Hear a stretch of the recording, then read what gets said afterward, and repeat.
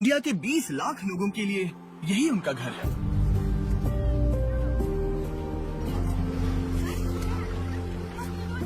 ये इस देश में बनी कई डंप साइट्स में से एक है, जहाँ पर लोगों को लिटरली कूड़े के पहाड़ों से गुजरना पड़ता है। अक्सर जिसमें होती है नुकीली चीजें और जहरीला कूड़ा, जिससे कई सारी बीमारियां होती हैं जो अक्सर जानलेवा होती हैं, ताकि वो दिन के बस $3 बना सके। और क्योंकि ये देश दुनिया का सबसे ज्यादा आबादी वाला देश है, इंडिया हर साल 6.5 लाख टन कूड़ा का निर्माण करता है।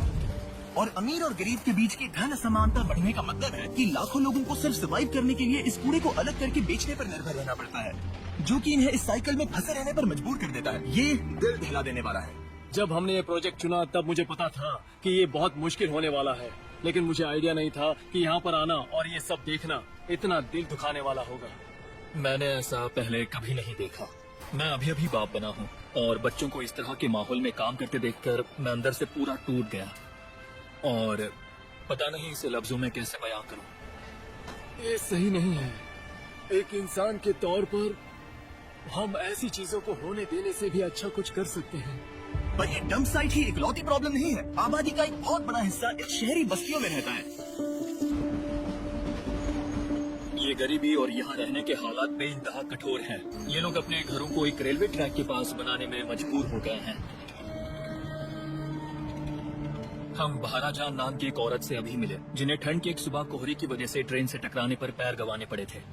अगर सच कहूँ तो ये हमारा अब तक का सबसे दिल दुखाने वाला वीडियो है जो हमने बनाया है। और भले ही ये प्रॉब्लम सुलझाना लगभग नामुमकिन लग रहा है, यहाँ ऐसी एक ऑर्गेनाइजेशन है जो बदलाव ला रही है। ये है शाफकत। इंडिया जैसे एक देश में गरीब लोगों से इस तरह बर्ताव होता है क्योंकि वो कूड़े का काम करते हैं, तो समाज इसी वजह से उन्हें अलग समझते हैं। शाफकत तिल जला शड़ के मैनेजिंग पोस्ट पर है। एक ऐसी ऑर्गेनाइजेशन जिसे उनके पिता आलमगीर ने 36 साल पहले बनाया था, जिन्होंने कई साल इस बस्ती में कूड़ा उठाने का काम किया था।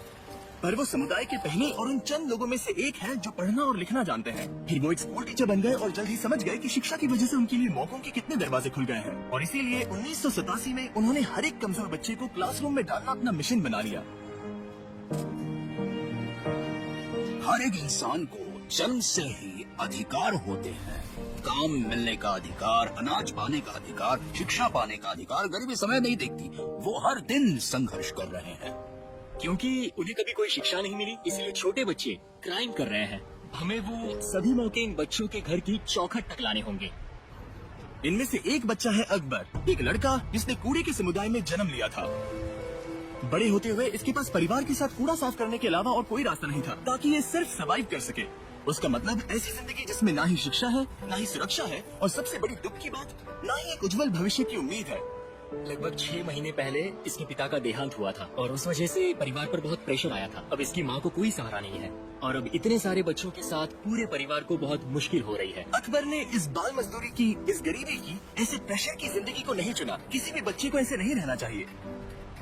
इसने गेट्स के बाहर से स्कूल देखे हुए हैं, पर कभी इसे क्लासरूम में अंदर जाकर बैठने का मौका नहीं मिला। ये 12 साल का था, पर ये कभी स्कूल नहीं गया। ये जानता नहीं था कि ठीक से लिखा और पढ़ा कैसे जाता है। तुम क्या बनना चाहते हो? इंजीनियर। इंजीनियर? ये कहता है कि मैंने रोड्स पर बहुत सारी चीजें देखी हैं, लोगों की गाड़ियाँ खराब होते हुए, लोग मदद मांगते हुए, पर कोई मदद नहीं करता। मुझे इनकी मदद करनी है। ऐसे हालात होने के बावजूद भी इसने कभी अपने पढ़ाई करने के सपने को नहीं छोड़ा। तो शाफकत ने अकबर को एक मौका दिया और उसका स्कूल में दाखिला करवाया। और सिर्फ 2 साल में ही ये 8वीं कक्षा तक चला गया, ठीक वही जहाँ इसे होना चाहिए। अब उसके लिए मेरी ये उम्मीद और सपने हैं कि अब वो शिक्षा को हासिल कर पाएगा, एक यूनिवर्सिटी में जा पाएगा और एक इंजीनियर भी बन पाएगा, जैसा उसने हमेशा सपना देखा है। ये पक्का करने के लिए कि तुम्हें वो हर एक मौका मिले, हम तुम्हारे परिवार को कुछ पैसे दे रहे हैं ताकि वो खाना खरीद सके। तुम्हें फिक्र करने की जरूरत ना पड़े। अगर तुम वादा करते हो कि तुम दिल लगाकर पढ़ाई करोगे तो मैं तुम्हारे स्कूल जाने का खर्चा उठाऊंगा और मैं तुम्हारी इंजीनियरिंग डिग्री का भी खर्चा उठाऊंगा। ठीक है? प्रॉमिस? डील। ऐसे पर अकबर सिर्फ एक है उन हजारों बच्चों में से जिन्हें तिल जला शड ने डंप वेस्ट से बाहर निकालकर उन्हें शिक्षा प्रदान की, सुरक्षित घर दिया और फाइनेंशियली मदद की। और डैरन पहली बार स्कूल के सभी बच्चों से मिलने वाला था। आपको वो अनुभव कराने का मैं इंतजार नहीं कर पा रहा। जब बच्चे उस दरवाजे से दौड़ कर आएंगे, मैं उसे शब्दों में बयान नहीं कर सकता।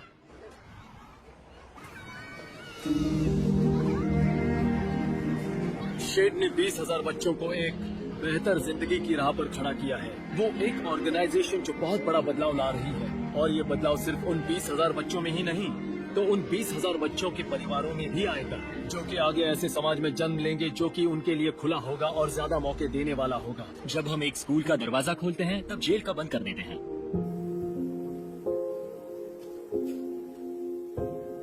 सिर्फ शिक्षा ही आगे जाने का रास्ता है और शिक्षा ही हमारे समाज को पूरी तरह से बदल सकती है। दिल जला शेड जो शिक्षा प्रदान कर रहा है, उसके भी अलावा वो कई सारी एक्स्ट्रा करिकुलर एक्टिविटीज भी करवाते हैं ताकि बच्चे अपने पैशन की खोज कर सकें। उनके अंदर एक आर्टिस्टिक टैलेंट छुपा हुआ है, इसलिए हम हमेशा उसे खोजने की कोशिश करते रहते हैं। हमने यहाँ स्पोर्ट्स भी इंक्लूड किए हैं। हम ताइक्वांडो क्लासेस भी लेते हैं, कंप्यूटर लर्निंग भी सिखाते हैं, गिटार क्लासेस, पियानो क्लासेस और बहुत कुछ। Thank you so much. फिर बड़े बच्चों ने डैरन को उनके कुछ साइंस एक्सपेरिमेंट्स दिखाए। ओह वाओ, देखो ये तो 3D है। तुमने वो कैसे किया? मुझे बताओगे इसे कैसे बनाया? मतलब ये सब रिसाइकल होने वाला सामान है, वुडबोर्ड है, सब उसी से बनाया गया है। ये एक वाटर डिस्पेंसर है सर, ये देखो। शायद ये बहुत जरूरी है कि हम समझे कि ये बच्चे कितने इनोवेटिव और रिसोर्सफुल हैं। इनके पास बहुत ही कम चीजें हैं, फिर भी इन्हें जो सामान मिलता है वो उसी का इस्तेमाल करके ये एक्सपेरिमेंट्स कर रहे हैं और ऐसा करके खुद को सिखा रहे हैं। इन बच्चों में इतनी क्षमताएं छुपी हुई हैं, फिर भी ऐसे बच्चों को अच्छी शिक्षा का मौका नहीं मिल पाता है। दिल जला शेड का अपने समुदाय पर इतना बड़ा असर करने के बाद भी ये प्रॉब्लम इतनी बड़ी है कि अकेले सुलझा नहीं पाएंगे। इस समुदाय की बहुत सारी जरूरतें हैं और बहुत सारा संघर्ष है। हमें हमारे काम को बड़ा करना होगा। हमारे जैसी ऑर्गेनाइजेशंस को संसाधन जुटाने के लिए हमेशा ही दिक्कतें आती हैं, बहुत दिक्कतें। और इंडिया की इस प्रॉब्लम पर एक लंबा चलने वाला सोल्यूशन निकालने के लिए हमने दिल जला शेड के इस पूरे प्रोग्राम को पूरे 1 साल तक फंडिंग करने का फैसला किया ताकि इन्हें कोलकाता के और इलाकों में फैलने में मदद हो और आखिरकार पूरे इंडिया में। क्योंकि आप में से हर एक की वजह से आपकी व्यूअरशिप में बीस्ट फिलांथ्रोपी को सपोर्ट मिलने में मदद हुई है और एक रेसिपेंट होने के नाते हम बता सकते हैं हमें बीस्ट फिलांथ्रोपी से सपोर्ट और एक कमिटमेंट भी मिला है। आपकी ब्लेसिंग्स के लिए बहुत बहुत शुक्रिया। पर अभी एक और सरप्राइज बाकी है। शाफकत ने बताया कि बहुत से बच्चों को कंप्यूटर सीखने में दिलचस्पी है, पर लोकल लाइब्रेरी में सभी बच्चों को सीखने के लिए उतने कंप्यूटर्स नहीं हैं। तो हमने उनकी मदद की। हम और भी कुछ करना चाहते थे तो हमने कुछ कंप्यूटर्स भी खरीदे। कुछ दिन मुश्किल होते हैं, कभी चुनौतियाँ होती हैं, पर एक सोशल एक्टिविस्ट का काम ही होता है कि वो कोई स्ट्रैटेजी ढूंढे, उनसे बाहर निकलने का रास्ता ढूंढे, जिससे कि जो भी कठिनाइयाँ और चुनौतियाँ आए उन्हें वो पार कर सके। पर अभी हमारा काम पूरा नहीं हुआ। कुछ देर पहले शाफकत ने डैरन को मुहेश और अधीर से मिलवाया। ऐसे 2 भाई जो 13 साल की उम्र से यहाँ पर कूड़ा उठाने का काम कर रहे हैं।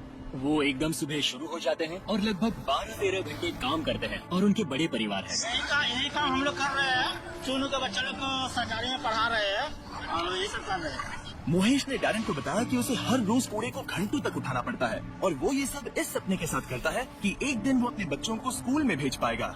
$5-6 में एक परिवार चला पाना इन्हें बहुत मुश्किल होता है क्योंकि ये बहुत कम पैसे हैं, बहुत कम। फिर मोहेश ने डैरन को अपने परिवार से मिलने उसके घर बुलाया और उसे घर पे क्या दिक्कतें आती हैं उसके बारे में डैरन ने और भी जाना। यहाँ अंदर बहुत ज्यादा गर्मी है और ये यहाँ का सबसे गर्म वक्त भी नहीं है। ये एक्चुअली ठंड के मौसम के आखिरी कुछ दिन है और यहाँ सच में बहुत ज्यादा गर्मी है।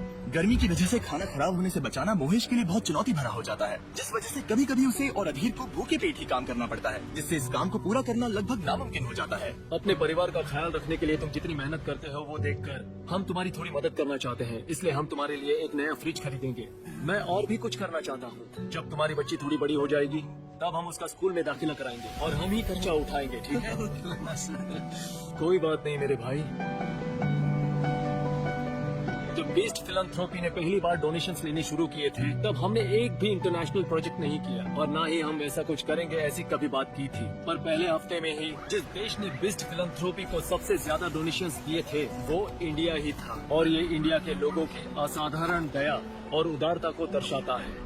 और तब से ही यहाँ पर बेस्ट फिलैंथ्रोपी के साथ आना और उतनी ही उदारता दिखाना जितनी यहाँ के लोगों ने हमें दिखाई थी वो मेरे लिए बहुत जरूरी बन गया था। मैं एक बहुत बड़ा शाउट आउट देना चाहूंगा स्मिथ ब्रदर फैमिली फाउंडेशन को। जब डैरन को पता चला कि बहुत सारे बच्चों को हर रोज खाना नहीं मिलता तो उसने अपने कुछ दोस्तों के साथ एक बहुत ही जेनरस अमाउंट डोनेट किया, जिसकी मदद से हम 80 परिवारों को 2 साल तक खाना दे सकते हैं। मदद करने के लिए थैंक यू।